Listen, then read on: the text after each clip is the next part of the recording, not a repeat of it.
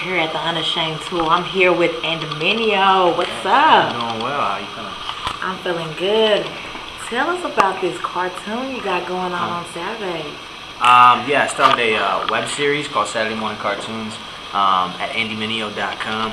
And so you go and you get to watch me create cartoons, right? Behind the scenes footage of remixing tracks, and you get to watch the whole process from the beginning, from kind of inception to behind the scenes studio work, into the collaboration with the producers I work with, who are different each week. And so that actually finished up, that series finished up, but it's brand new to a lot of people, so you can go to andymineo.com, click on the little Andy Mineo Saturday Morning Cartoons logo and watch all the episodes there, the whole season.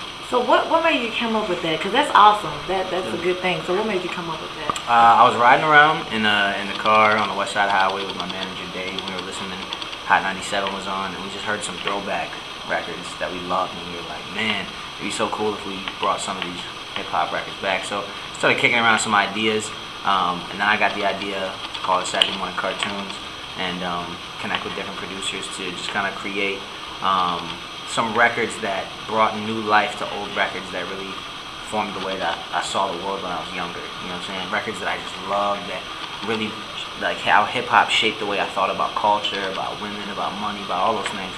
And I wanted to take those things and give them my new perspective now that I've been kind of changed. You know what I'm saying? Okay. So, Kind of change or change?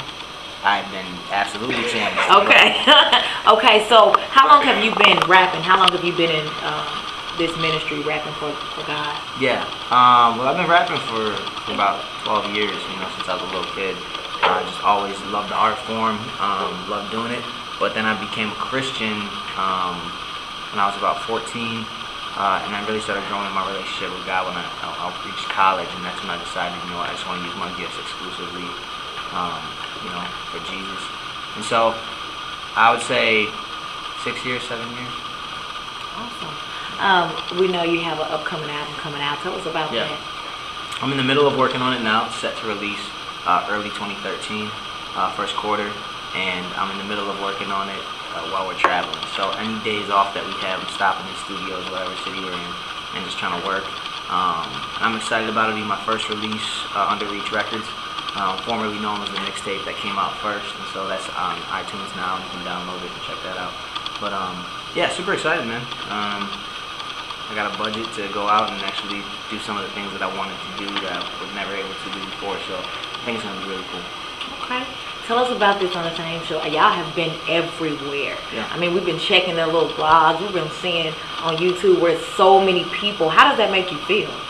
It's unreal. It just reminds me that there's a movement happening behind the music, that people are really rallying around the idea of being unashamed of their faith in Jesus. And so as we show up city to city, we've been seeing thousands of people coming out with 116 tatted all over them, shouting that they're unashamed. And so we're just grateful to be a part of what God is doing, in hip-hop culture. He didn't have to use us. He could have used anybody he chose to, but he decided to use us. And so with the platform he's given us, we realized that, that's really his work and what he's doing. So we want to be faithful stewards with it, and just keep on pointing people to the ultimate hope in our music, which is Jesus. Okay. And so I know it's a lot of you guys that are, within this tour. How do you feel about your brothers in Christ? Do y'all encourage one another, or y'all?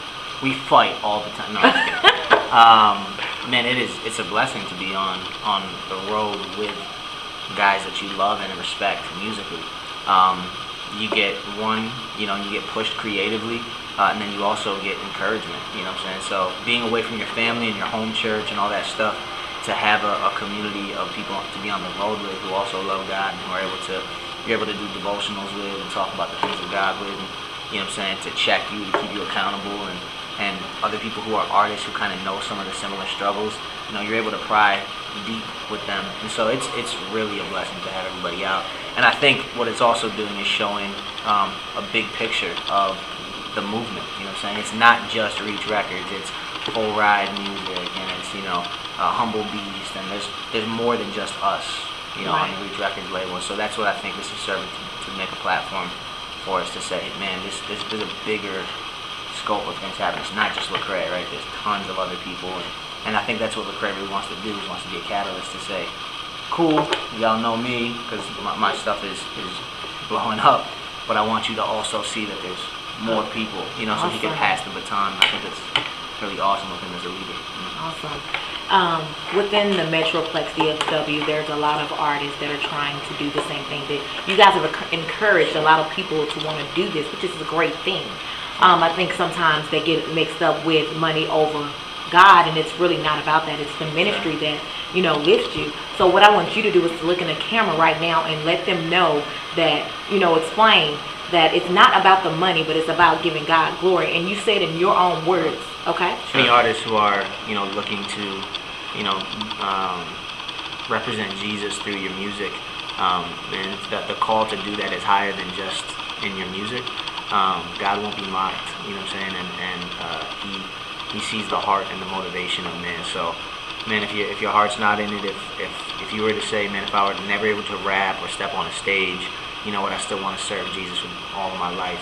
And those are some of the questions you can ask yourself to search your own heart to see what your motivations are to, you know, be a part of this. I mean, yeah. So that's all I would say, man. Is like you want to be real. You want to.